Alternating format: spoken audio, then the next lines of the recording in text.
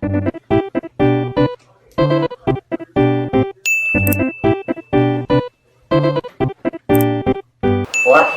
isnani, salasa. Nabda bil basmalah. Bismillahirrahmanirrahim. Assalamualaikum warahmatullahi wabarakatuh.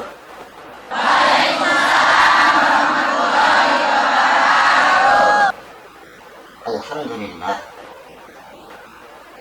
Wassalatu wassalamu ala sayyidina Muhammad ibn Abdullah wa ala alihi wa sahbihi wa mawalah. Amma ba'd. Rasulullah sallallahu alaihi wasallam pernah bersabda, kullu amrin ribalin la yubda'u fihi bi bismillahirrahmanirrahim fahuwa aqta. Yang artinya setiap perkara yang penting yang di dalamnya tidak dimulai dengan bismillahirrahmanirrahim, maka dia akan sia-sia, atau dapat kita artikan menjadi kurang berkahnya. Oleh karena itu, yuk mari sama-sama kita mulai segala sesuatu perkara yang penting di dalam kehidupan kita. Kita mulai dengan basmalah atau bismillahirrahmanirrahim. Mudah-mudahan dengan memulai apapun segala kegiatan atau perkara yang penting di dalam kehidupan kita dengan bismillahirrahmanirrahim, semuanya menjadi berkah bagi kita. Amin. Oke. Kodrat kita sebagai manusia, semuanya kadang-kadang orang ingin merasakan hidup nyaman, hidup bahagia. Baik itu sekarang selama kita masih hidup di dunia, maupun nanti apabila kita telah berpulang ke Allah, atau di kehidupan selanjutnya di negeri akhirat. Semuanya pasti ingin bahagia, ingin hidup nyaman. Itu sudah kodrat kita sebagai manusia. Ibnul Jauzi rahimahullah pernah berkata, min alamatis sa'adah ihda asyrata khislatan. Di antara tanda-tanda atau alamat, atau bisa dikatakan ciri-ciri orang yang akan bahagia, orang yang hidupnya akan menjadi nyaman, orang yang akan hidupnya menjadi tenang dan nyaman, baik itu di dunia maupun di negeri akhirat. Di antaranya, ini bukan mesti loh, di antaranya ada 11 ciri-ciri atau tanda-tanda.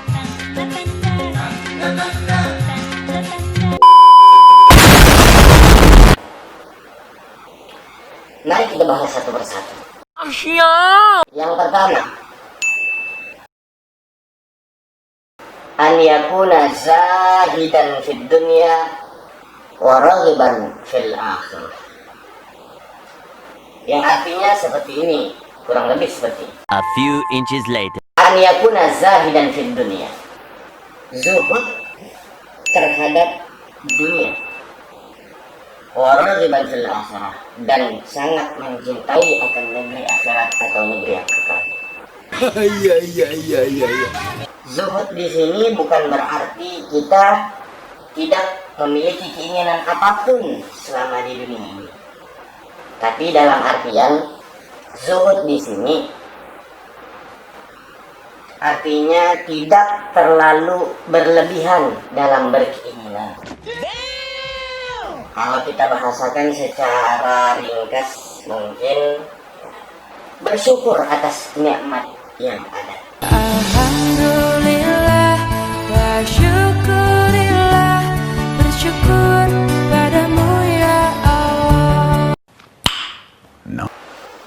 tidak terlalu banyak kehendak atau keinginan, atau bisa juga tahu diri dengan keadaan kita, zuhud terhadap dunia, selalu bersyukur dengan nikmat yang diberikan oleh Allah Subhanahu wa Ta'ala.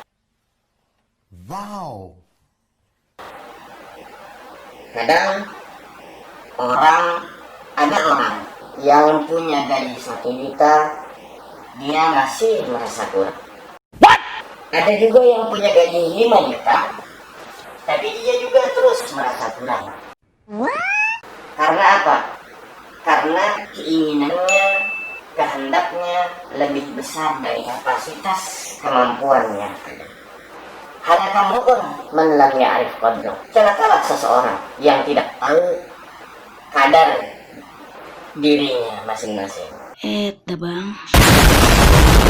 Semoga kita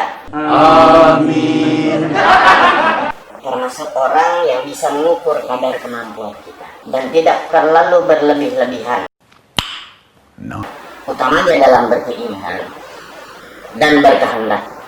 Karena kalau sudah berlebihan dalam berkeinginan dan berkehendak, maka nantinya mungkin akan kita bahas nih ke depan. Orang-orang yang kehendaknya lebih besar dari kemampuannya bagaimana? Kalau sudah demikian, maka racun dunia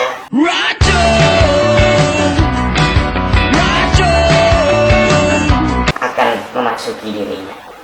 Dia terlena dengan dunia yang hanya sementara ini.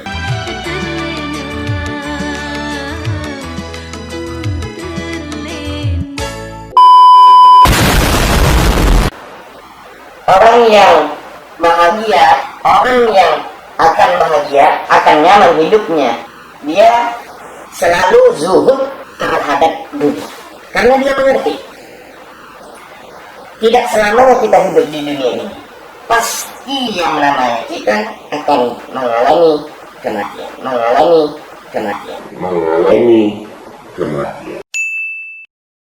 Rasulullah Shallallahu Alaihi Wasallam pernah bersabda, "Mali walid dunya." Apalah artinya dunia ini bagiku, kata Rasulullah. "Ma ana fid dunya illa karatibin." Aku di dunia ini seperti orang yang pergi berkendaraan melakukan perjalanan jauh. Illa karatibin, ma ana fid dunya illa karatibin.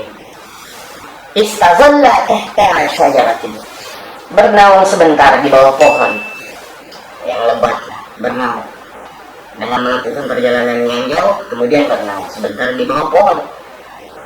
Summa raha, dan istirahat di bawah pohon tersebut. Wataraka, setelah istirahat meninggalkan pohon tersebut. Nah, dunia itu ibarat seperti pohon tersebut. Kita bernaung sebentar, kemudian lanjutkan perjalanan. Kalau orang-orang tua dahulu pernah menasihati kepada kita. Orang zaman dulu mengingatkan kepada anak-anaknya, cucu-cucunya. Nah, dalam arti kutip, dalam arti tanda kutip, nah kita hidup di dunia ini seperti orang yang qadul hajat, orang yang masuk ke dalam kamar kecil. Oh shit, here we go again. Ke toilet, kemudian ya qadul hajat di sana, buang air di sana, buang air kecil, buang air besar di dalam toilet tersebut. Dalam arti kutip, setelah selesai pasti meninggalkan toilet tersebut.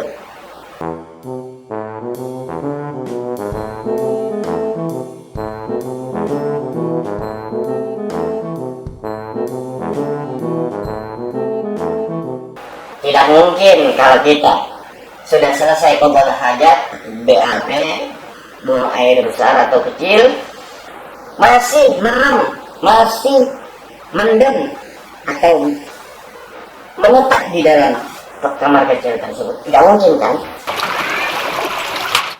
Wah, ini sekalinya di jamban lawasnya apa yang gawe? Ya nggak mungkin lah. Pasti kalau sudah selesai melakukan bersuci, dibersihkan semuanya, pasti keluar. Nggak mungkin kita tidur di sana, makan di sana, dan lain sebagainya. Nah, orang tua dulu mengingatkan kepada kita, hidup di dunia ini seperti itu. Seperti itu. Artinya sangat sebentar sekali. Bisa dihitung dengan hitungan menit kalau diumpamakan. Artinya kita tidak selamanya hidup di dunia.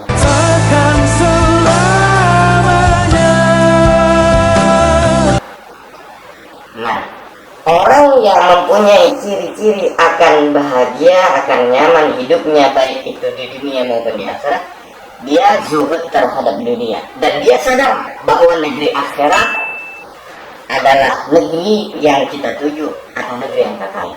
Oleh karena itu, walau iman fil akhirat, dia cinta akan negeri akhirat. Dia hidup di dunia sebagai fasilitas untuk mengumpulkan bekal di negeri akhirat nanti yang kekal. Yuk mari sama-sama. Usikum wa ini nafsi, saya menasihati diri pribadi saya sendiri. Yuk mari sama-sama. Mumpung kita masih diberikan umur yang panjang, nikmat kesehatan, nikmat masih bisa bergerak, masih bisa bernafas dan lain sebagainya. Mumpung malaikat pencabut nyawa belum datang, mumpung masih dikasih dispensasi sama Allah Subhanahu wa Ta'ala. Yuk mari kita kumpulkan bekal di dunia untuk kita nanti hidup di negeri yang kekal atau di akhirat. Kemudian tanda-tanda atau ciri orang yang akan hidupnya bahagia, nyaman, tenang di dunia maupun di akhirat yang kedua. Antakuna himmatahu fil ibadah wa tilawatil Quran. Karena dia mengetahui hidup di dunia hanya sementara, maka himmah atau keinginannya yang sangat besar. Himmah itu adalah keinginan yang sangat besar. Dia niatkan apa yang dikerjakannya selama di dunia hanya untuk beribadah kepada Allah Subhanahu wa Ta'ala.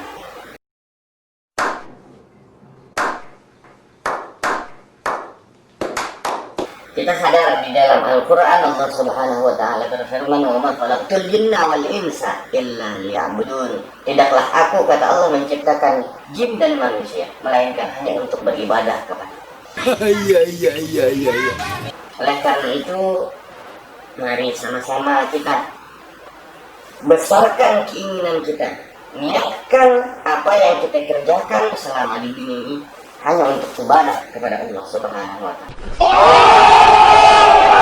Pergi kerja, ke pasar, jualan, niatkan ibadah untuk menghidupi anak istri di rumah, untuk membahagiakan kedua orang tua dan lain sebagainya. Niatkan semuanya ibadah. Are you sure about that? Yang pergi ke sekolah jadi guru, niatkan ibadah untuk mendidik anak-anak menjadi orang yang berilmu dan bermanfaat dan lain sebagainya. Kemudian yang selanjutnya ditekankan di dalam perkataan tersebut, wa tilawatil Quran. Salah satu ibadah yang sangat dianjurkan oleh baginda Rasul Sallallahu Alaihi Wasallam, selalu ingatlah selalu untuk membaca Al-Quran. Baca Quran dan maknanya. Bukan hanya membaca, tapi kalau bisa kita pahami, karena Al-Quran adalah pedoman hidup yang ditinggalkan oleh Rasulullah Sallallahu Alaihi Wasallam. Al-Quran iman kami, Al-Quran pedoman kami, Al-Quran petunjuk kami, Al-Quran satukan kami. Untuk umat beliau, dua hal, taraktu fiikum amrayni, kata Rasulullah. Dua hal yang ditinggalkan oleh baginda Rasulullah Sallallahu Alaihi Wasallam, Al-Quran dan Sunnah Rasulullah Sallallahu Alaihi Wasallam. Wow. Kita lihat zaman sekarang, Al-Quran banyak di rumah, tapi keadaannya di dalam rumah seseorang Al-Quran banyak, tapi keadaannya kadang bulukan, kadang berdebu. Bulan Ramadan Al-Qurannya baru keluar. Ayo, mari kita biasakan. Jangan hanya membaca Quran setiap hari, tapi Quran. Bukan Quran yang setiap hari, tapi Quran setiap hari kita baca. Mudah-mudahan kita senantiasa diberikan petunjuk oleh Allah Subhanahu wa Ta'ala. Amin. Agar bisa senantiasa membuka pedoman hidup kita dan membacanya serta memahami.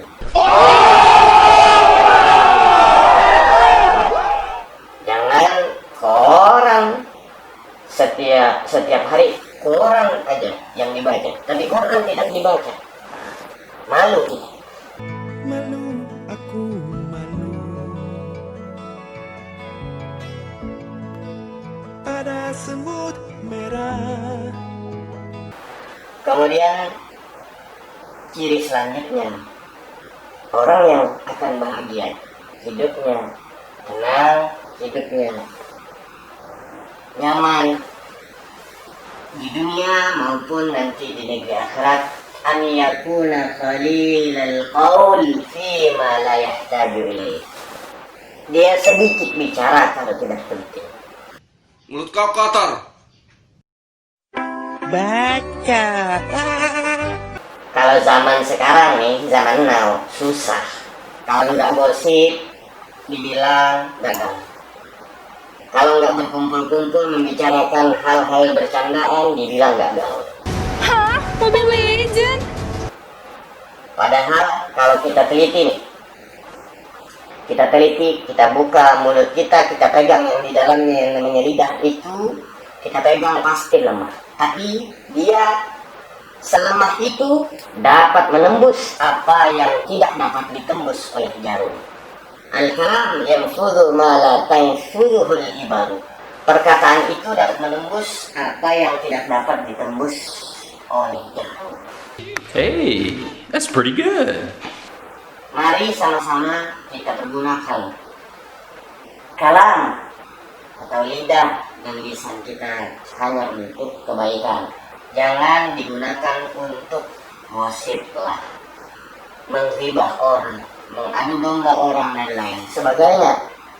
Karena kalau kita udah gosipin orang yang sakit hati,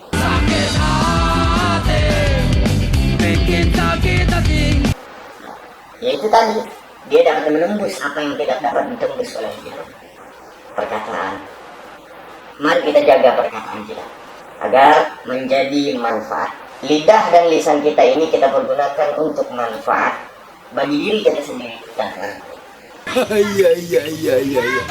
Kemudian ciri selanjutnya, alamat yang selanjutnya, yang keempat, an yakuna muhafazan ala shalawatil khams. Menjaga, memelihara sholat yang 5 waktu, sholat wajib bagi setiap muslim.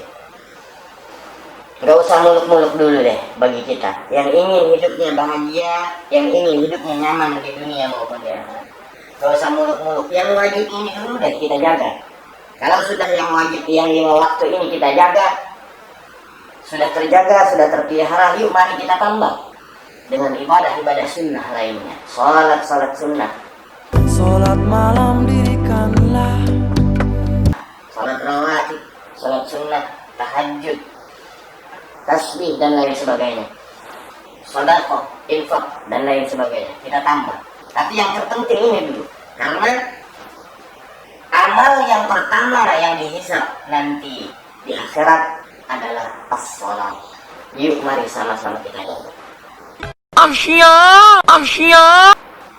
Ada dulu salah seorang kiai pernah berkata kepada murid-murid beliau, "Nah, kita itu hidup jangan lebih bodoh daripada ayam." Astaghfirullahalazim. Para murid bertanya, "Gimana ceritanya Pak Kiai? Kok bisa lebih bodoh daripada ayam?" Sang Kiai menceritakan, "Coba kita perhatikan," kata beliau. "Ayam itu kalau kita masukkan ke dalam kurungan selama 2 hari, jangan dikasih makan. Kemudian setelah itu kita lepaskan di depan rumah, kita pegang makanannya atau umpan, beras atau jagung dan lain sebagainya, kita panggil ayam tersebut. Panggil ayamnya. Kita panggil. Kadang kalau orang di daerah sini manggil ayamnya dengan bunyi kur kur.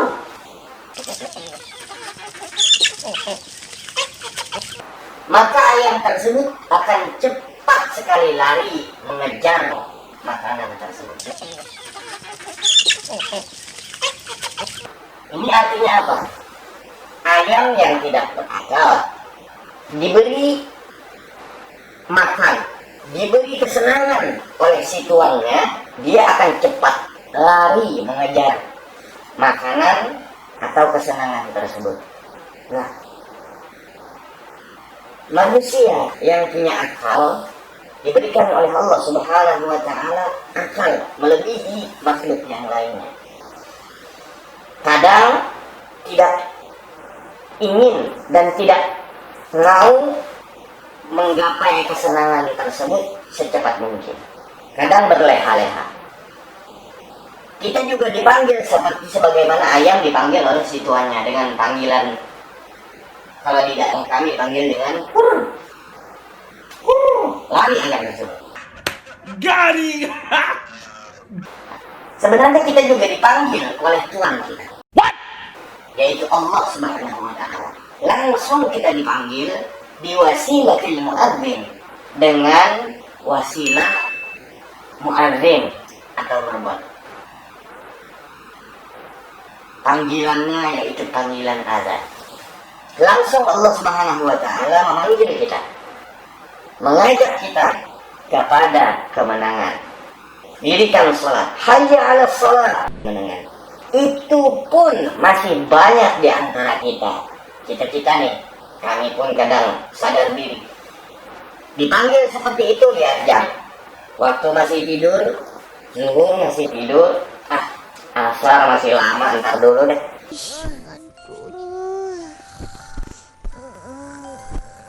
Ada lagi dalam keadaan berkumpul dengan kawan-kawan atau teman-teman yang lain. Nanti dulu masih ramai, waktunya masih panjang, waktu untuk sholat masih panjang, nanti dulu lah kita ngobrol-ngobrol dulu. Menunda-nunda, suka menunda.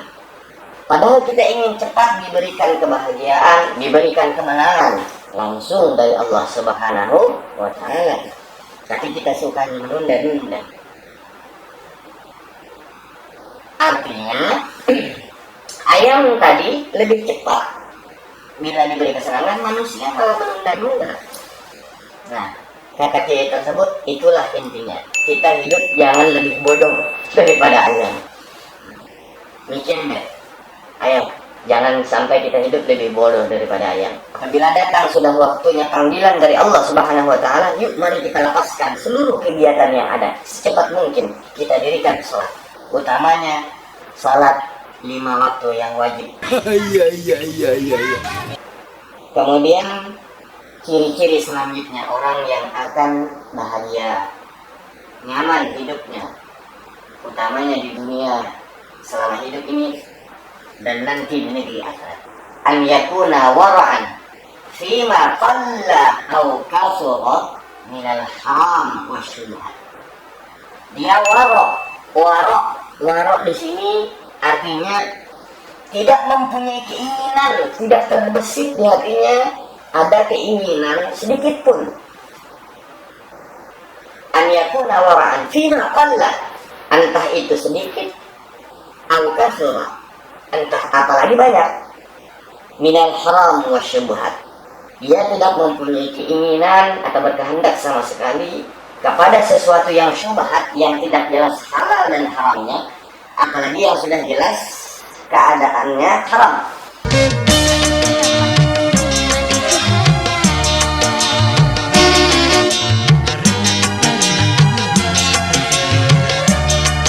Dia menjauh, tidak berkeinginan atau warok terhadap hal tersebut.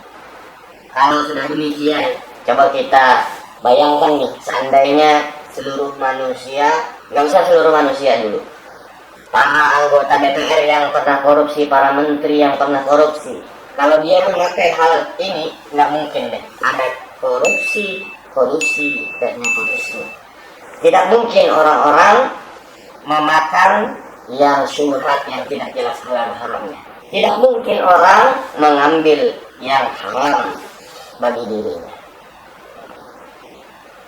Itu tanda atau ciri-ciri yang kelima. Kemudian